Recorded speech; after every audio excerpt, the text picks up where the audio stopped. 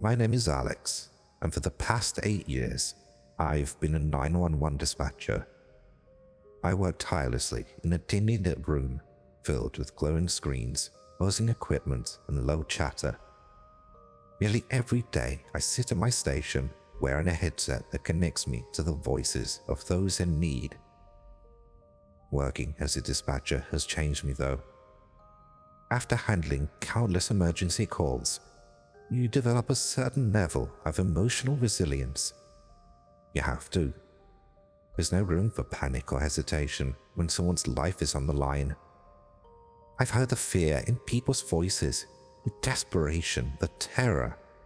I've listened to their last words, sent help racing to the location, and done everything in my power to keep them calm until help arrives. It's a heavy burden to bear, but I wouldn't trade it for anything. Still though, it can get to you. Leave you in a dour mindset at the end of a night spent drinking to forget some of the more unforgiving circumstances that you endure through the night. Life at the call center has become a sort of second home for me. I form close bonds with my fellow dispatchers, sharing stories, laughter, and tears during our long shifts together. We've become a tight-knit family, supporting each other through the emotional highs and lows that come with the job. It's a demanding career, one that often leaves me feeling physically and emotionally drained at the end of a shift. But as I lay my head down to rest each night, I find solace in the knowledge that I've made a difference in the lives of those who needed me most.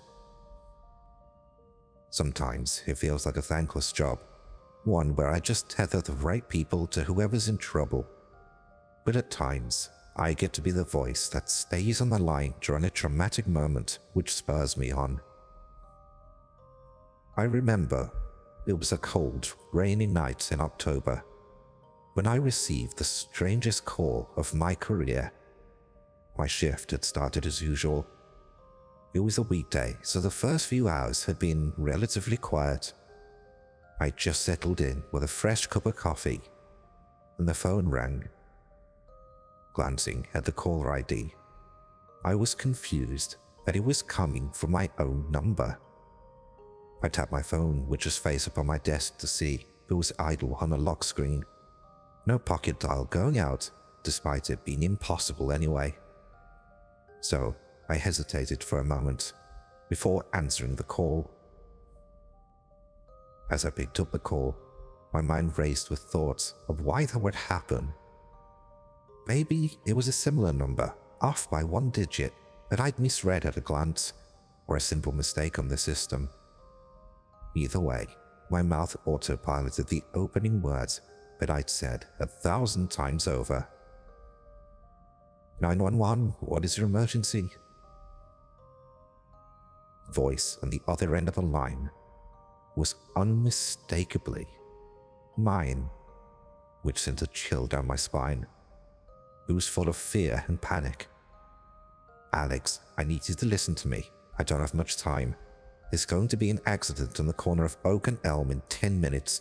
You have to warn the authorities and get them there before it happens. Lives are at stake.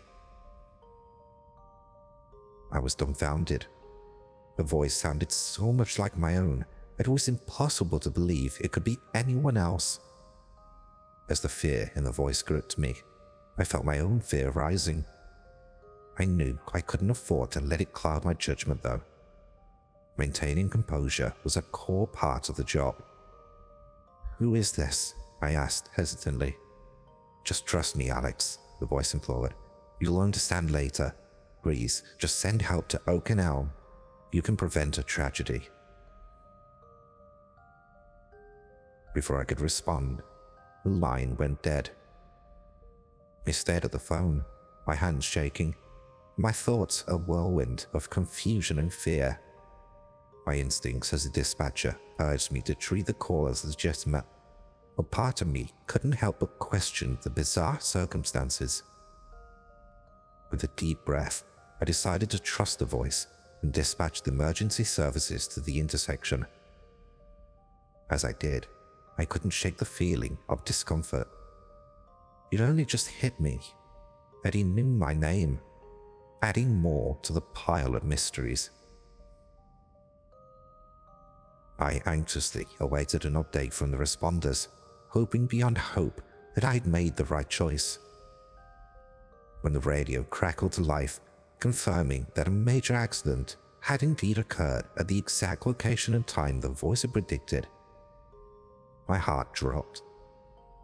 I was flooded with relief that I had taken the warning seriously, but at the same time, the sense of dread gnawed at me. If the voice had been right about the accident, what else did it know? Just as I was beginning to process the implications of the first call, the phone rang again. My heart leapt into my throat as I saw my own number displayed once more.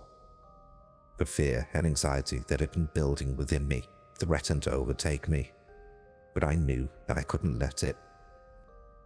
I'd been witness to so many traumatic calls that I had a strong resolve, and I pulled on that experience to push me to do my job, despite the horrendously terrifying situation. With a trembling hand, I picked up the call, praying for answers and steeling myself for whatever came next. "Alex," the voice urgently whispered. "I know you're scared, and I know this is difficult to believe, but you have to trust me. There's a woman named Sarah who will call you in exactly 3 minutes. Her abusive ex-boyfriend is trying to break into her apartment. She'll be hiding in the closet. Tell her to stay quiet and send the police to her address immediately." As I listened to the voice, my emotions were a swirling tempest of disbelief and concern. I was terrified by the unexplainable connection I seemed to share with this caller, but at the same time, I couldn't ignore the fact that if the first call was legitimate, then there were potential lives at stake. I felt an immense pressure to make the right decision. "Who are you?" I asked again, my voice wavering. "How do you know all this?" "I can't explain everything right now, but I promise you'll understand soon," the voice replied, a hint of desperation creeping in, almost matching my own. "Please, just trust me." Once again, the line went dead, leaving me with nothing but my racing thoughts and the dull hum of the call center around me. As the seconds ticked by, I felt a growing sense of unease, the tension in the room almost palpable. I glanced around at my colleagues, wondering if they were having a similar experience as me. After the longest 3 minutes of my life, just as the voice had predicted, Sarah's call came through. Her panicked voice echoed in my ear, and I knew that I couldn't ignore the warning I'd been given. I guided Sarah through the terrifying ordeal, keeping her calm as I dispatched the police to her location. All the while, my own emotions threatened to bubble to the surface, a strange sense of connection to this woman I'd never met. When I received the confirmation that Sarah had been safely rescued and her ex-boyfriend apprehended, a wave of relief washed over me. But that relief was short-lived, as the weight of the situation continued to bear down on me. The voice on the phone had known these events would happen, and I couldn't shake the feeling that there was more to come. It wasn't long before the third call came. My heart was leaping as my own number appeared on the screen once more.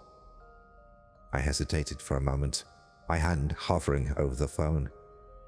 I felt a deep sense of dread which screamed at me to tear my hand away. But I couldn't ignore the call, not when lives were potentially on the line. Swallowing hard, I picked up the receiver and braced myself for what was to come. "Alex? Alex," the voice said, now sounding more urgent than ever.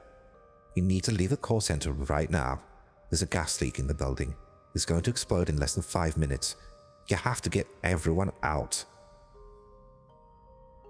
My blood ran cold as the gravity of the situation hit me like a ton of bricks.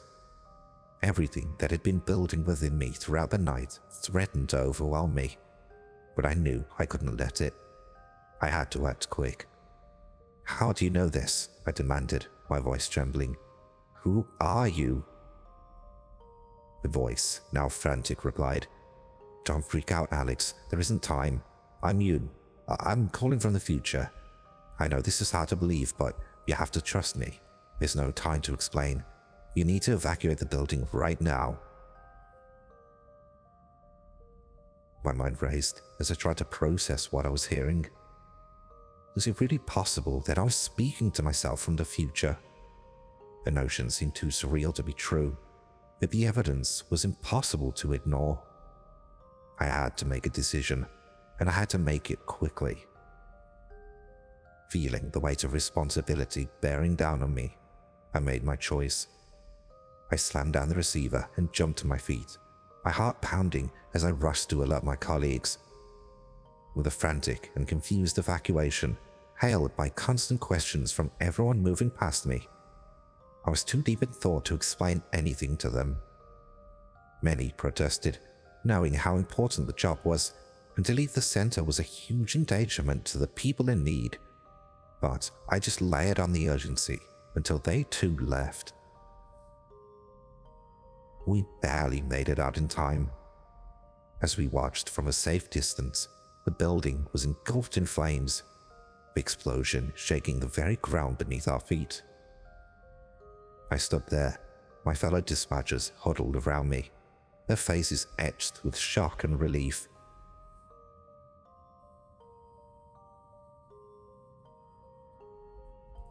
As the reality of what had just happened began to sink in, I found myself grappling with a whirlwind of emotions. Relief that we had all escaped unharmed, gratitude to the voice that had warned me, and a lingering sense of disbelief that I had truly been communicating with my future self. When asked how I knew what was going to happen, I gave some half-hearted response about smelling something, but most people were too much in shock to probe further than that. But amidst the chaos and confusion, one thing became clear. I'd been given a gift, a chance to change the course of my life and the lives of those around me, and I knew I couldn't let that gift go to waste. In the days that followed the explosion, I found myself consumed by the events that had transpired. The voice on the phone, my own voice, had saved countless lives, including my own. And although I struggled to wrap my head around the concept of communicating with my future self, I couldn't deny the reality of what had happened. As I tried to come to terms with the situation, I realized that the knowledge I'd gained could be both a blessing and a curse. I was suddenly faced with the daunting responsibility of this secret knowledge, and I couldn't shake the feeling that every decision I made could have life-altering consequences. The weight of that responsibility felt like an immense burden. But I couldn't let my fear hold me back. I knew that I potentially had a unique opportunity to make a difference, to help those who needed it most.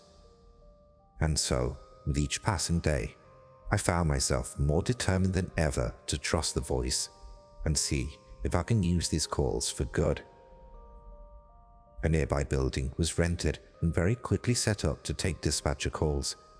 It was a necessity, so no expense was spared in getting the setup expedited. I dove headfirst into my work, answering calls with a renewed sense of purpose and urgency. I kept a close eye on the caller ID, always anticipating the next mysterious call from my future self. And when those calls came, I heeded their warnings without hesitation, trusting my own voice to guide me. I found myself constantly on edge. I felt a deep sense of loneliness, knowing that I couldn't share my secret with anyone, not even my closest colleagues. As the days turned into weeks, I began to see the impact of my actions. Lives were saved, tragedies averted, and hope restored. And with each success, I felt my confidence growing, my fears slowly giving way to a sense of pride and accomplishment. I knew that I was walking a fine line, playing with forces that I couldn't fully understand. But in my heart, I believed that I was doing the right thing. No one suspected anything. Often the dispatcher is simply the bridge between the caller and the services, so it was easy to think that it was a coincidence that I had simply been the one to pick up the phone. As I continued to heed the warnings from my stranger self, I came to understand that the greatest power I possessed wasn't the ability to predict the future or change the course of events. Rather, it was the power of choice, the choice to trust an urgent voice, to embrace the unknown. One night, as I sat at my station, the phone rang once again, this time displaying an unknown number. I read it in anticipation as I picked up the receiver. The voice on the other end was familiar, but off, as if it wasn't quite human. "Alex," the voice growled, "you've grown complacent. There's a terrible future ahead of you. I've seen it, and you must prevent it." Dread washed over me, my mind racing as I tried to figure out what was happening this time. Was this another version of myself? I listened cautiously as the voice continued. Over the course of several calls, the voice provided cryptic warnings and riddles, each one hinting at a potential disaster or tragedy that I needed to avert. At first, the instructions seemed relatively benign. In the first call, the voice told me about an argument that was about to take place between two of my close friends, which would lead to the end of their friendship. It gave me the exact time and location to intervene and mediate the conflict. I hesitantly followed the instructions, and to my surprise, I managed to prevent the fallout between them. The second call, the voice directed me to leave an anonymous tip to the police about an elderly neighbor who was at risk of a gas leak in her home. The voice claimed that if I didn't act, she would suffer a terrible accident. I wrestled with the decision, but eventually decided to make the call. The next day, I found out that the police had indeed discovered a gas leak in her home and had it repaired just in time. As the calls continued, the voice's aggression and demands began to escalate. It instructed me to break into a co-worker's home to find evidence of a conspiracy plot, convincing me that the co-worker was planning something malicious that would affect many people. Reluctantly, I obliged, only to find seemingly inconclusive evidence, which made me question my actions and the tips I was getting. The next call pushed me further, urging me to sabotage the brakes of a car to prevent an accident that would lead to a catastrophic chain reaction. Each instruction was darker than the last, leaving me increasingly lost compared to the first Alex that was calling me. Still though, there was a chance that I was still doing good. The glimmer of hope sparked by the many calls still stuck in my heart. Fearing the consequences of not heeding the warnings, I began to follow the voice's instructions to the letter, even when they involved morally questionable actions. As I did, I found my relationships with friends, family, and co-workers deteriorate, leaving me isolated and paranoid. As I continued to follow the voice's instructions, a nagging doubt started to grow in the back of my mind. I couldn't help but question whether the voice was genuinely another version of myself or something more sinister.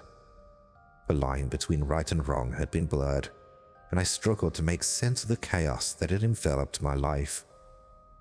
Feeling increasingly lost and desperate, I decided to do some research, hoping to find answers or any explanation for the bizarre events that had been occurring.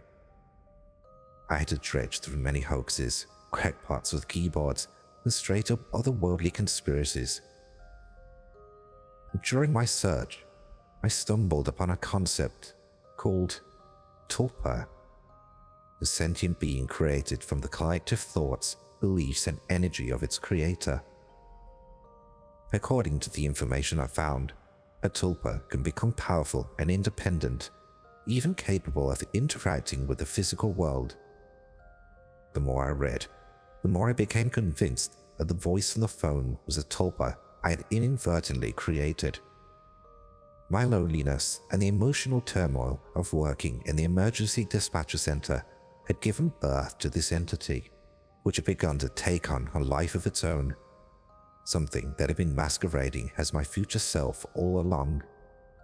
It had been using me as a pawn to create scenarios that brought suffering, feeding on the emotional highs and lows it had caused. With this revelation, I knew I had to take control of the situation and reclaim my life. I understood that it fed on my fear, despair, and loneliness, so I had to face my emotions and confront the entity head-on. I waited for the next call. My anxiety was through the roof as I prepared to confront it, though now for different reasons. When a phone rang, I answered it without hesitation, asserting my newfound determination. "I know what you are," I told the voice firmly, "and I won't let you control me any longer." It laughed, attempting to undermine my resolve. "You think you can just get rid of me, Alex? I'm part of you, you know." I steadied my voice, focusing on staying strong. "I created you, and I can unmake you. I won't let you hurt anyone else." I hung up and carried on through my shift with a forced composure. Realizing that I had to weaken it by depriving it of the negative emotions it fed upon, I began to reconnect with friends and family, rebuilding the relationships I had neglected while under this thing's influence. I sought professional help to cope with the emotional stress and loneliness I had experienced as a result of my job. Over time, the caller's power waned. The scenarios it called in were more and more mundane, until all it could conjure was a cat stuck in a tree. As I continued to cultivate positive connections and emotions, its voice grew weaker with each call, as it became increasingly desperate to maintain its grip on me.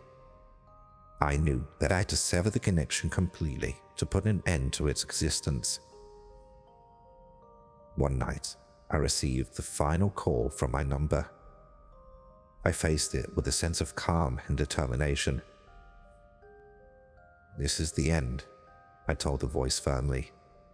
"I've taken back control of my life, and you no longer have power over me." But Tulpa's voice faded into a whisper, his existence flickering on the edge of oblivion. "You can't do this." But I'd already made my choice. "Goodbye," I said, and hung up the phone for the last time. From then on, it was gone, banished from my life forever. I faced my inner demons come real and conquered them, emerging stronger and more resilient than before. The ordeal had taught me valuable lessons about the power of emotions and the importance of staying connected with the people I cared about. As I moved forward with my life, I carried the lessons I'd learned with me, determined to use them to shape a brighter and more fulfilling future.